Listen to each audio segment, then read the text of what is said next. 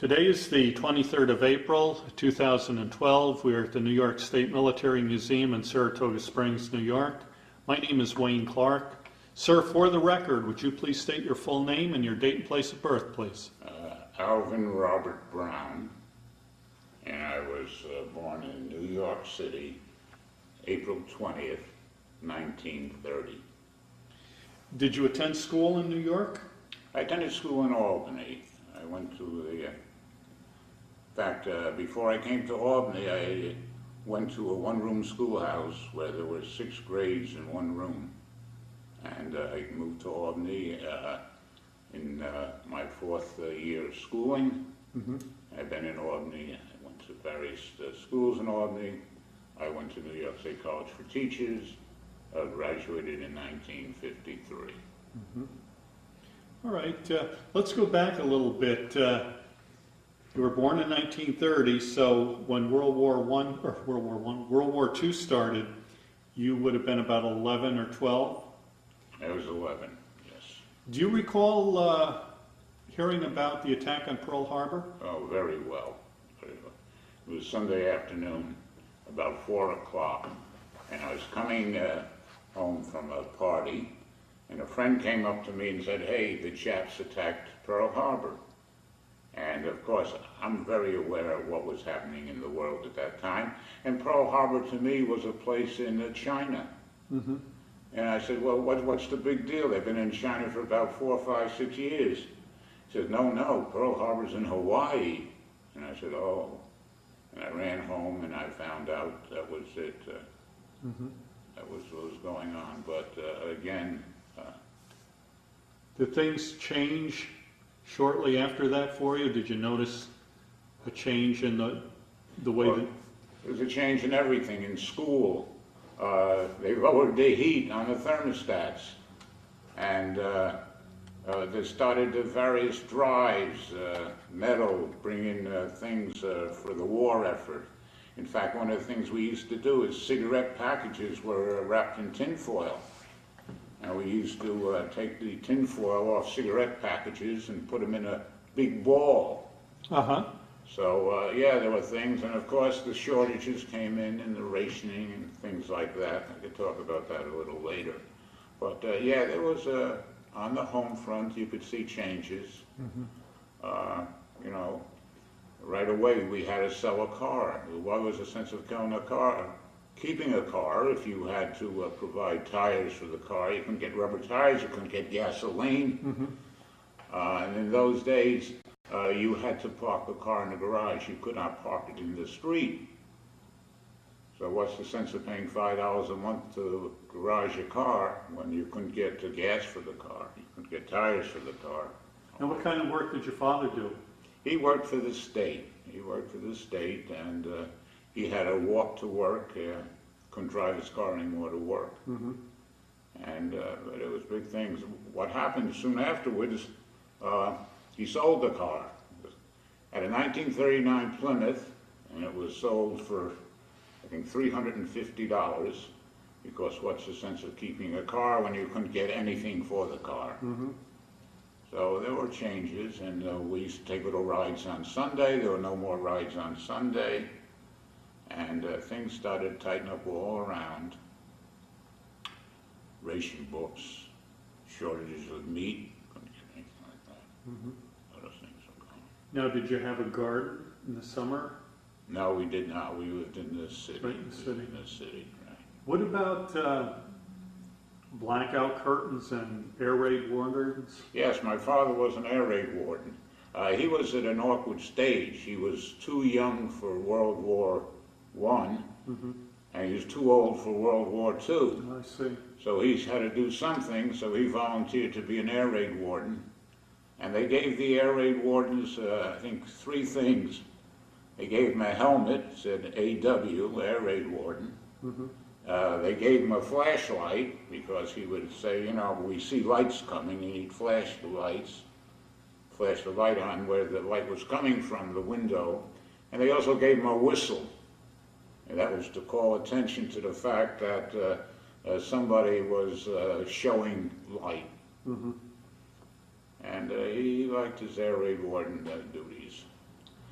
I knew a little about aviation, and I tried to figure out how the Germans were going to bomb New York and then fly back when the range of most of their planes in those days was like 400, 500, 600 miles, if that. Mm-hmm. The Germans, unfortunately or fortunately, did not build many 4-engine bombers, mostly 2-engine. Mm-hmm. So they didn't have much of a range. Okay. Do you recall the death of President Roosevelt? Very well, yeah, very well. It was April 12th, 1945. In fact, you know, the standard saying was, well, next day would have been Friday the 13th. But that, yeah, I really recall Roosevelt very well. And as I say, I thought he was a good president. I thought he tried to help the country out of the Depression. He passed a lot of legislation, and nothing really worked, didn't work. The only thing that brought America out of the Depression was World War II, with the factories going up, and a lot of the laborers came from the South to work in the northern factories. Mm-hmm. Now, was your mother involved in the workforce at all during the war? No, not really. No. She was like most mothers. She stayed home. I mean, the father was the one that went out and earned a living, and the mother stayed home, and she kept the family together, so to speak. Mm-hmm. What part of Albany did you live in? Do you recall what part of Albany? Yes, I lived on what's called the Mall now. It was 279 Hamilton Street, and it's no longer in existence. Mm-hmm. It's on the corner of Hamilton Street and South Swan Street. Oh, okay. And it was convenient for shopping, for schools, for the parks, Lincoln Park and Washington Park. Mm-hmm. And that's what we did. Now, when the war in Europe ended, was there any celebration at that point? Yeah, there was a celebration. You're talking about VE Day. Yeah. That was, whatever it was, May 7th, 1945, I believe. Mm-hmm. And, yeah, people were happy, and they figured, you know, the worst was over. Of course, there was still fighting to be done. Mm-hmm. And there was celebration, but again, it took a toll, really took a toll physically. Mm-hmm. I remember what they used to do. If somebody was killed, a telegram would be sent to the family. Mm-hmm. And we lived on an area where you could hear a lot of times when they got the news, especially the women, they would start shrieking. Mm-hmm. And you knew when you heard the sound of a shriek that somebody had died. Mm-hmm. And they had the gold star mothers that they would put up and all that. They take down the blue star and they put a gold star in its place. They hang those little flags about maybe 8 inches by 12 inches in the window. Mm-hmm. Now, what about when Japan surrendered? There must have been a lot of celebration. There was a lot of celebration with Japan. Again, Japan surrendered, and there's a big controversy, not so much then, but later on. I went to the Space and Air Museum in Washington, D.C., and they had the front part of the Enola Gay, the bomber, and there was controversy over, it exists today, mm-hmm. Should Truman have authorized the dropping of the atom bomb? And now you get some revisionists that say, well, you know, Japan was ready to collapse and all that. He had to do it. Mm-hmm. He had to do it. At the time, he had to do it. Were you surprised, or when you heard about the atomic bomb, was it hard to conceive that 1 or 2 bombs could do that much damage? It was about roughly August 8th, I think, and August 11th, 1945, when they dropped the 2 bombs. One was on Hiroshima and the other was on Nagasaki. Mm-hmm. They had no idea. I mean, no one had any idea. You just can't imagine what it could do. And yeah, we were surprised, but the atom bomb had to be dropped. It mm-hmm. had to be dropped. Mm-hmm. Because the Japanese were going to fight to extinction, literally and figuratively. And even after the 2 atom bombs were dropped, the war cabinet in Japan was split as to whether or not they should continue fighting or they should surrender. Finally, the emperor, who history painted him a lot more favorably than he should have been, but he finally said, look, enough is enough, we're surrendering. Otherwise, the race would have fought to extinction. And they were prepared to fight literally with pitchforks and bamboo spears against, the United States. So, yes, we would have lost a lot. Japanese always fought to the end. They did not surrender. They did not surrender. Now, the war ended, and you graduated from high school when? I graduated in '47. I went to Schuyler High School in Albany, New York. I worked a couple of years, and then I went to Albany State. And it's what happened. It was June of 1950 when Korea started, and in September of 1950. I was getting ready to start my sophomore years at Albany State. And with Korea, they started to draft everybody, and I mean everybody. The draft board came to Albany State and spoke with the students, the male students there. And, I said to them, I'm starting my sophomore year, will I be able to finish my sophomore year? And the person said, you'll be lucky if you can finish the first semester, because they're drafting everybody. So anyway, I applied for a student deferment 2S, and I got it, and the promo at the time was if you wanted to stay out of the services, you had to make the dean's list, top half of your class. So for my sophomore year, both semesters, I made the dean's list, and I figured once I got through the sophomore year, the junior and senior years, they'd leave me alone. And that's what happened. In the junior and senior year, they left me alone. The war in Korea, or whatever it was, the police action ended in, the shooting stopped in July of '53. So I figured, oh, the shooting stopped in July of '53, they're going to leave me alone, even I'm a 2S, because there's no more fighting. But I got a notice from the draft board saying, we let you finish college, you owe us something, okay? So I figured, I didn't want to go into the Army or the Navy, so I joined the Air Force. So you enlisted? Yeah, I was to Navy. In order to avoid being drafted? Yes, that's about it. So I joined the Air Force. Okay. I went to Lackland Air Force Base. For your basic training? Basic training, went there. And he picked me to go to navigator school. So for about a year and a quarter after I graduated from college, I went to navigator school. Now, did you have to go through any sort of officer candidate program? Or? No. I went through the cadet program. I was an aviation cadet. Okay. Yeah. That was after college? Or? That was after college. I see. Right. I was one step ahead of the draft board. And so what happened, I graduated, I got commissioned April of '55. And I was assigned to Travis Air Force Base. I'll go into my spiel here. Travis Air Force Base as a line navigator. And I was flying from Travis, which is roughly about 50 miles northeast of San Francisco. I was a navigator, and I would be flying all over the Pacific. And I went to Hawaii. I was at many places that were famous for battles during World War II. So I say, I was at Pearl Harbor, Midway, Guam, Wake, Kwajalein, and of course I was in Japan many times, flying back. I was a navigator, and I was flying a lot. In those days, I'll describe the types of aircraft we had. I was in a C-97, it was called a Stratocruiser. It could carry about 110 people, 4-engine propeller plane, of course, 4 engines.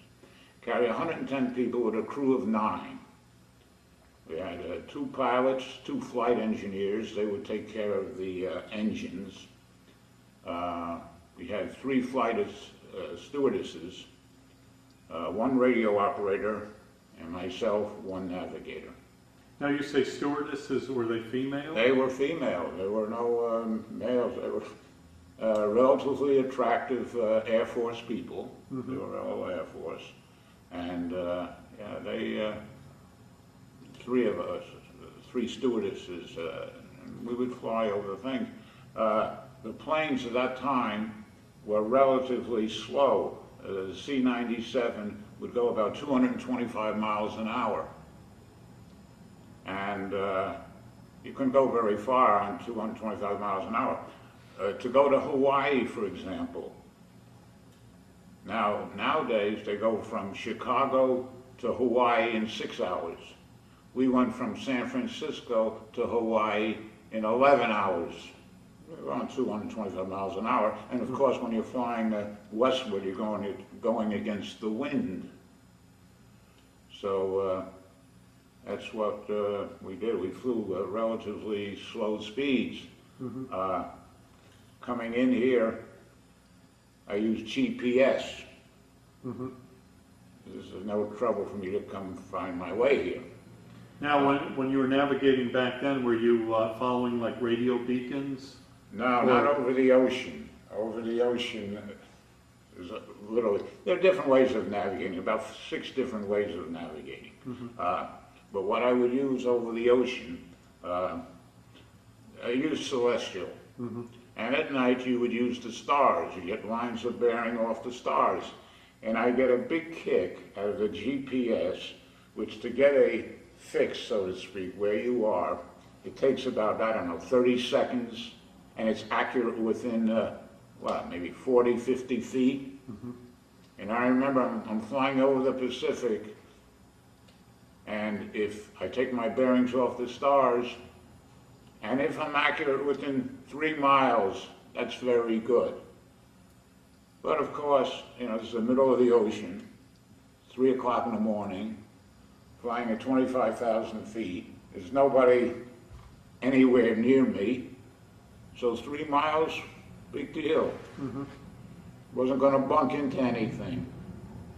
And so that's about what you do in those days. And we're talking about the middle 50s. You use celestial over the waters. Mm-hmm. Of course, when you got closer to land, there was radar, there was Loran, different things you could use, radio signals and all that. But as I say, and nowadays, there are no navigators. You don't need them.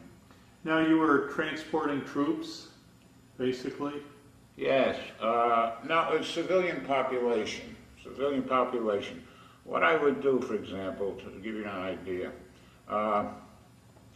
we'd fly from San Francisco to Hawaii, and that would take about 11 and a half hours.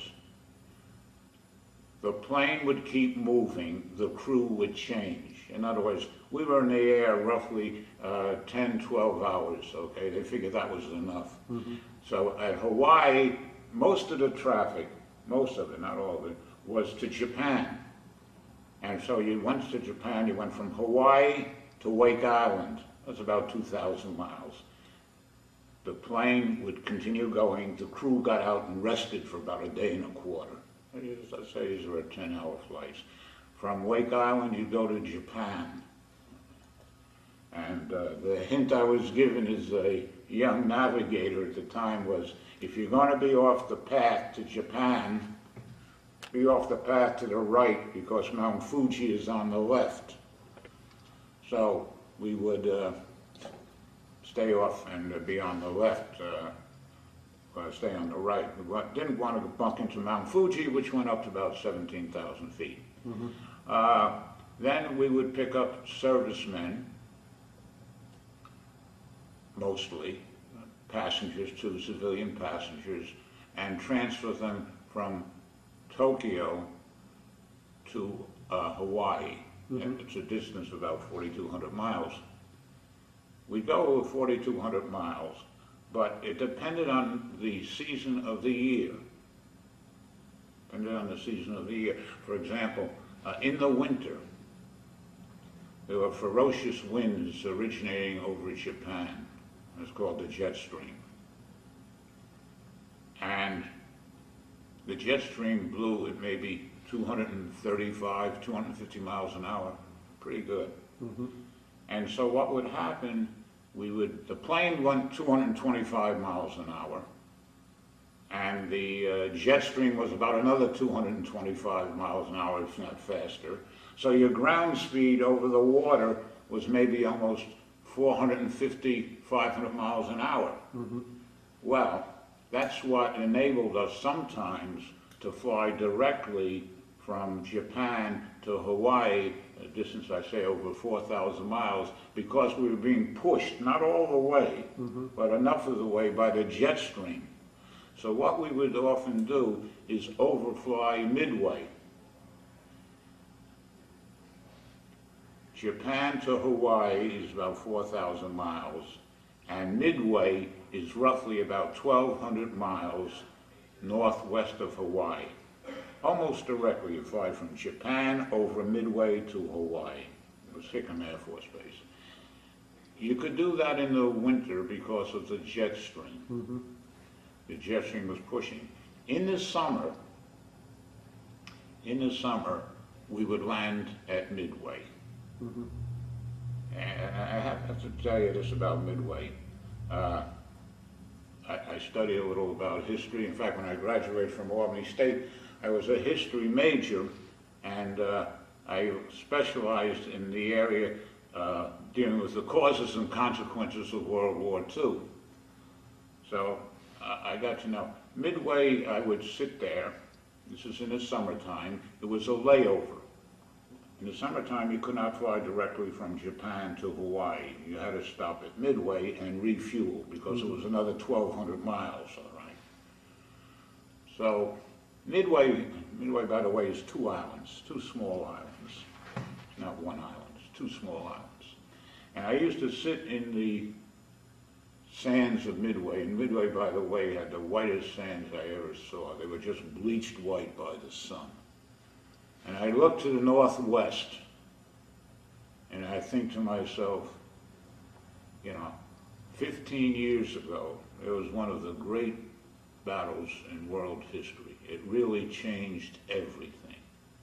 And the United States up to Midway, 6 months from Pearl Harbor to Midway, which was about June 3rd or 4th, was taking a terrific shellacking in all fields. Mm-hmm. All fields. The Japanese were running wild. And fortunately, at Midway, it was a series of blunders by both sides, and fortunately, the Japanese made more blunders than the United States, because in the first battle, Midway lasted 2 days or so. First day, day and a half, the Japanese were winning everything. And it was sheer luck, that the United States was able to sink the 4 Japanese carriers, because Midway was a crucial battle, and I don't think many Americans realize how crucial Midway was, not just to the Americans fighting in the Pacific, because the United States had suffered in World War II a series of defeats, and if they had lost at Midway, the U.S. public would have demanded that, we take more aggressive action against the Japanese, and it would have resulted in cutting some aid to Europe. Mm-hmm. And Hitler would have had more time, because the United States was now concentrating its resources in the Pacific. Hitler would have had more time, Germany would have had more time to develop their V-2 rockets, develop their jet planes. A lot of pressure would have been taken off.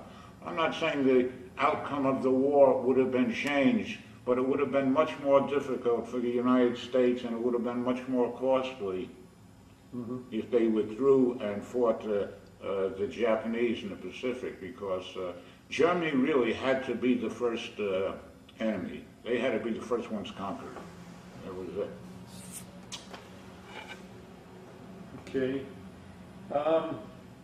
So you spent all of your time with the Air Transport Service?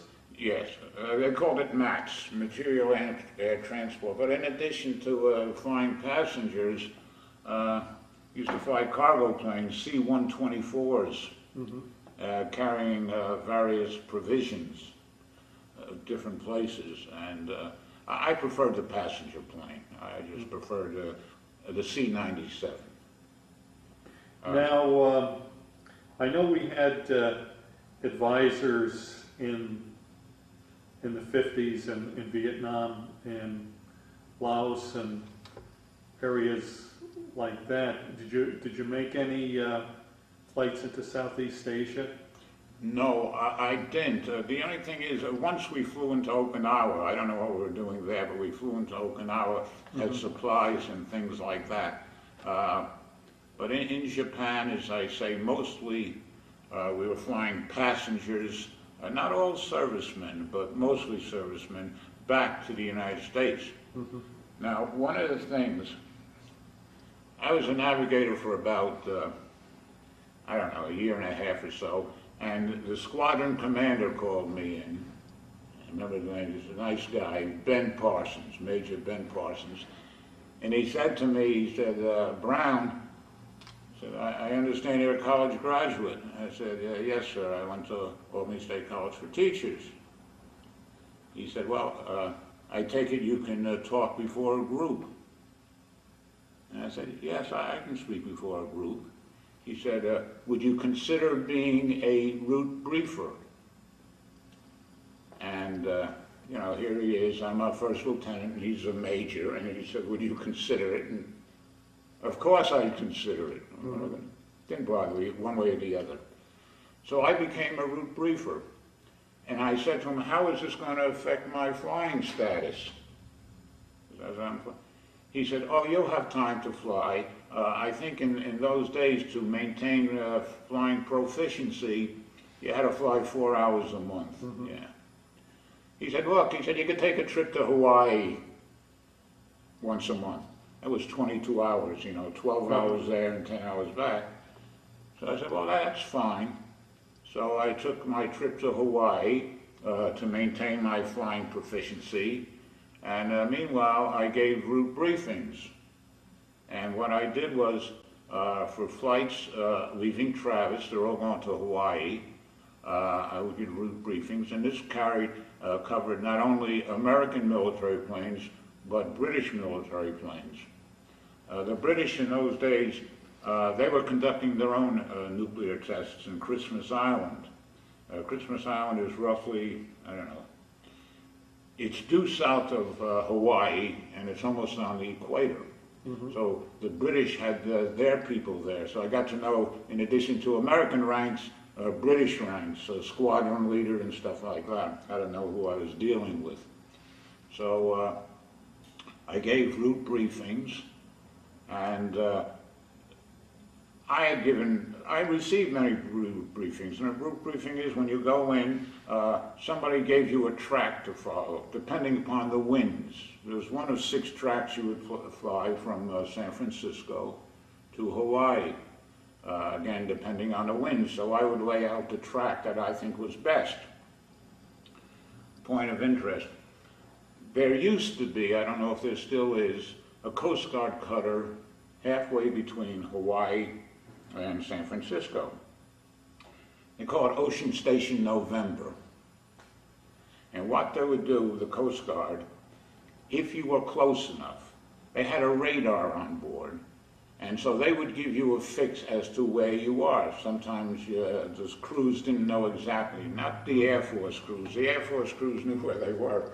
It's primarily the Navy crews, because in the Navy, at that time, talking about the mid-50s, the youngest or the most junior pilot was the navigator, and he really didn't know that much about navigating. So the Navy always made sure that when they were flying to Hawaii, that somehow they would get close to Ocean Station November, so they would get a fix, and they'd say, hey, at least we know where we are halfway through. So, and That was it. So I, as a route briefer, would give them, you know, this is the best route to follow. We talk about primary and secondary radio frequencies, emergency ditching procedures, things like that. This lasted about 15 minutes. And after the crew left me, they would go to weather, where weather would give them a detailed analysis of what to expect. How often did you give these briefings? Every crew departing Travis had to get a briefing. I was on a shift. It went on 24 hours a day, and you would alternate shifts, just like the air traffic controllers do today. 1 week, I'd work from 12 midnight to 8 in the morning. I'd be off a week. Then I'd work from 8 in the morning to 4 in the afternoon, be off a week, and then 4 in the afternoon to midnight and be off a week. And during that time off, that's when I would do my flying to maintain my flying proficiency. Now, so were you living on post or off? Yes, I was living on the post at the time. And one of the things, I'd say, as a navigator, you had to get shots, and you got shots that were indicative of what you were going to face in the Far East, because in addition to my regular shots, I got shots for typhoid, for cholera, and for yellow fever. And after a while, you didn't mind the shots, because after you got the shots, you had 2 days off to recover, and most of my friends would recover playing golf, and I would recover, you know, laying down by the side of the pool. So it was just, oh, you look forward to the shots because you got 2 days off. Yeah, that was it. So, and you were only allowed to fly 100 hours a month. A trip to Hawaii was 22 hours. A round trip to Japan was 55 hours. And so between Hawaii and Japan, at 77 hours, you couldn't fly much else. Or if you wanted, you could take maybe 4 quick trips to Hawaii. That's about 88 hours. So it wasn't bad, but I did enjoy my route briefings. And you got to talk to different people and find out what's going on. And every plane leaving, and the planes left 24 hours a day. They all left. Travis was the big point for Hawaii. Down south, there was probably the Naval base or the Air Force base out of Los Angeles. And now you carried wounded or injured or? Yes, I could tell you what happened there. I remember it was the winter time, and I was in Haneda, that's the Air Force base near Japan, and we were scheduled for a midnight takeoff. And I didn't like midnight takeoffs because, you know, I was on ground for about a day, day and a half, and my body was used to going to sleep at 11 o'clock. And now I was told at 11 o'clock, I got maybe a 15-hour flight in front of me. What happened was, I said to the captain, we're leaving at midnight, I said, who are we carrying? He said, we're carrying some wounded servicemen. Well, I have flown with wounded servicemen before. You know, they'd sit in the aisle seat, they had a broken arm or a broken leg. I mean, what's the big deal? These were not that kind of wounded servicemen. These were severely wounded servicemen. And what happened, there were stretcher cases. And they were on the side walls of the plane, maybe about 24 of them. I mean, severely injured. You know, missing arms, legs, head wounds, and all. And so I said to the captain, I said, should we be leaving at midnight? I'm questioning him. He said, yes, we have to.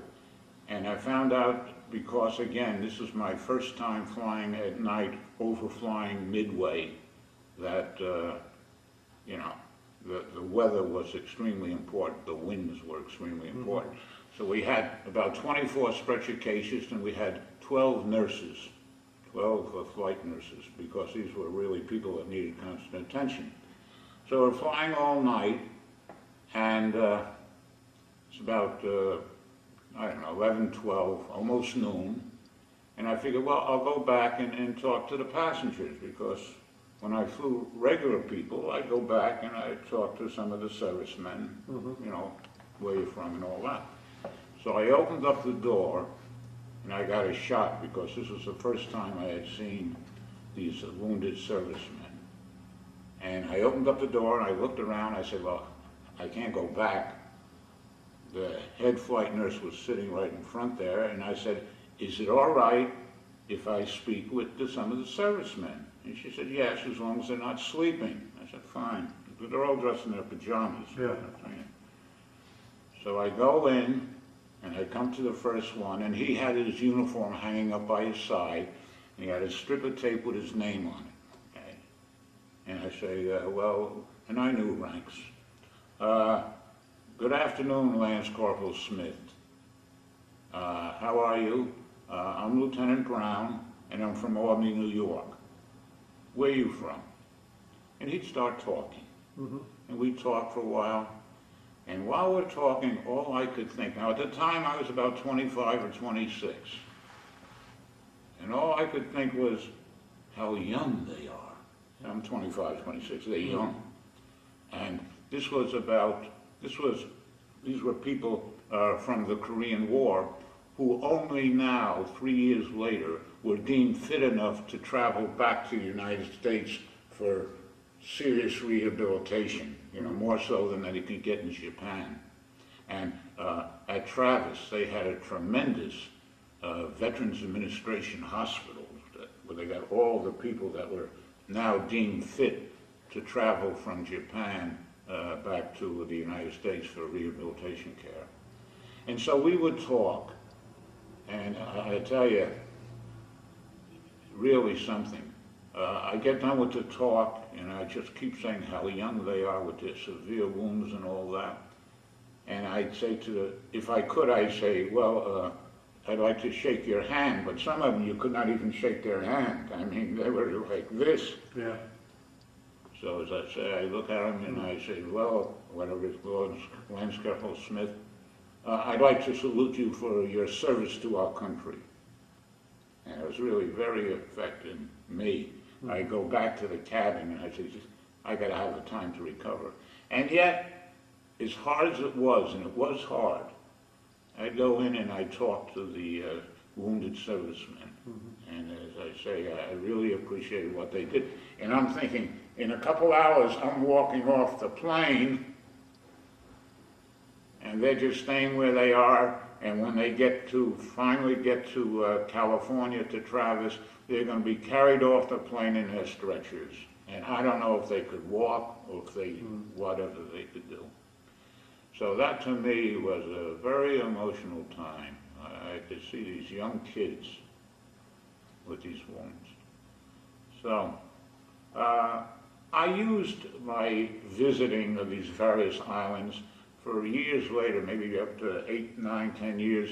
I would talk at various institutions, veterans institutions and nursing homes, senior centers, different places, and talk about World War II. As I say, I brought up about the home front. I remember the home front very well. I didn't go into the service till late in '53, but I remember the shortages that they had with the meat and all that, the tobacco. People used to line up for blocks to get cigarettes, and the shortages, the book stamps, the ration books. I remember all that. They say there's such a thing as long-time memory. I think there really is. I cannot remember what I had for supper last night, but you asked me about the late 30s. That I can remember, and I guess there is such a thing as long-term memory. Now, you got out in 1958? Yes, I got out. A lot of my friends wanted to make the career of service. I gave them, I don't know, 4.5 years. I figure I did my share. As I say, I have no regrets about joining the service. I think it was eye-opening in many ways. Most of all, the people you would meet, my fellow cadets, they came from different sections of the country. because before I joined the Air Force, I was never on an airplane. And so everybody I knew was like the Capital District, Albany, New York. And now I was meeting people from all parts of the country, people who thought that I had an accent, and I think they had an accent.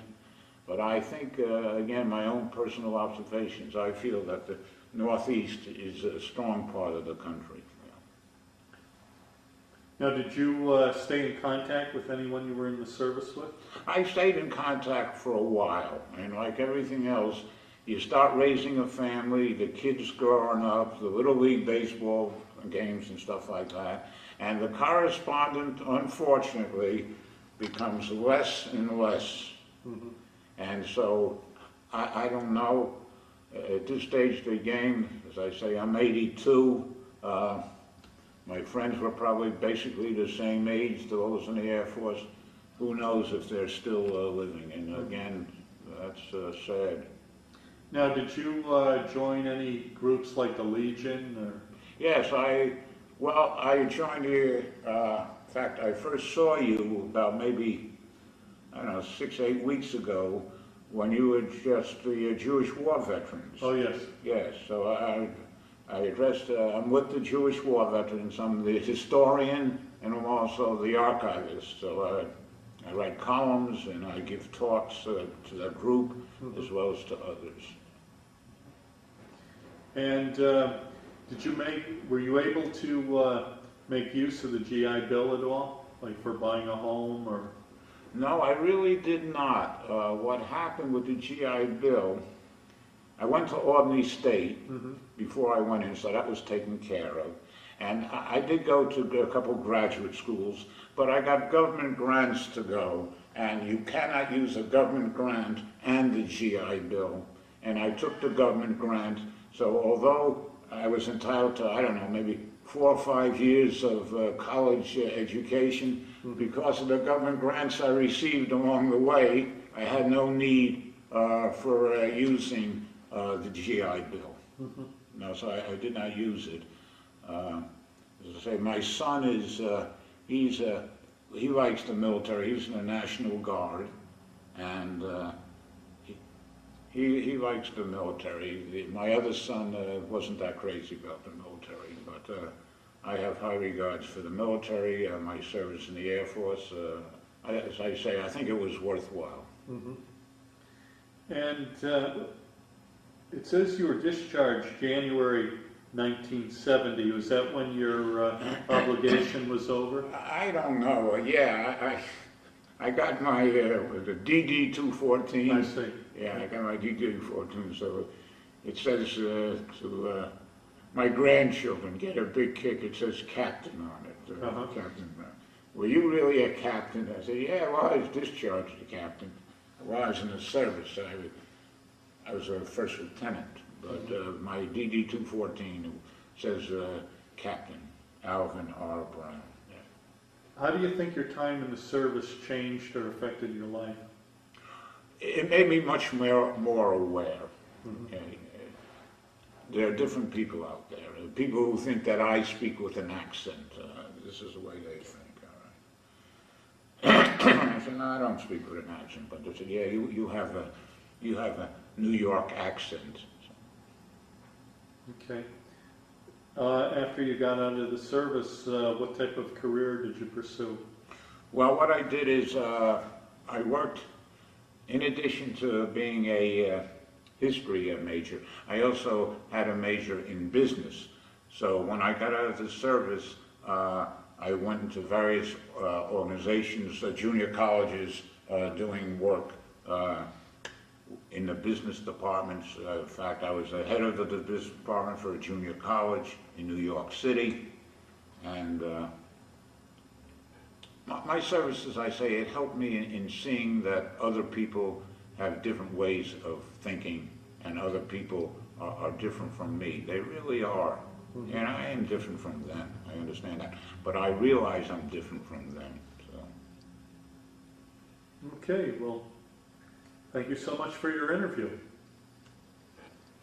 Okay, Wayne. Yeah. Let's see. Let's see.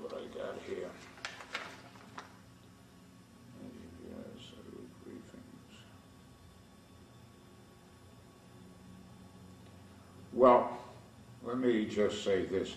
You could put this where you want.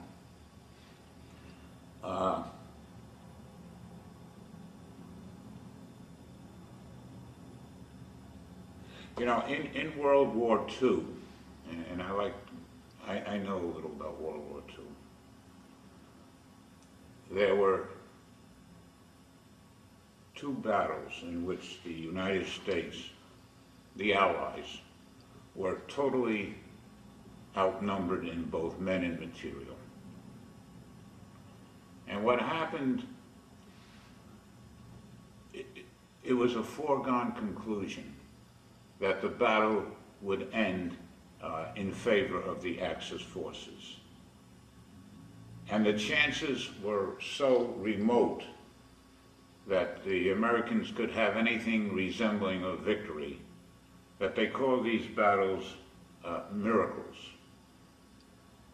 And the first one I remember, I was about 10 years old, and it was at Dunkirk. They called it the miracle at Dunkirk.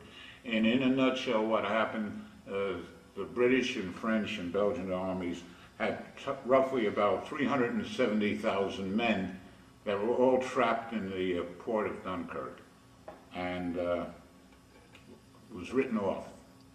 Forget about the equipment they knew was lost, but the British were hoping, the Admiralty, that they could save maybe 50,000 troops out of the 370,000. And yet, for some reason, the Germans did not attack when they were in a very favorable position.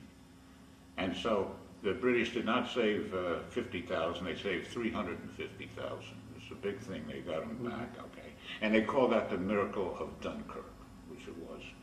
And we, in the United States, we had our own miracle, and this was the miracle of Midway, whereby all odds, the Japanese should have won a totally convincing victory. They really should have. Totally outnumbered in ships, they outsupplied the United States. The Japanese had like, I don't know, 6 or 7 aircraft carriers, and the United States had 3. And one of them was really patched up. The civilian crew was on board while the ship was sailing out to battle. And so they were totally outnumbered in aircraft carriers and in battleships. The Japanese had like about 6, not 6, they had 10 battleships, the United States had none. And yet the United States won against all odds.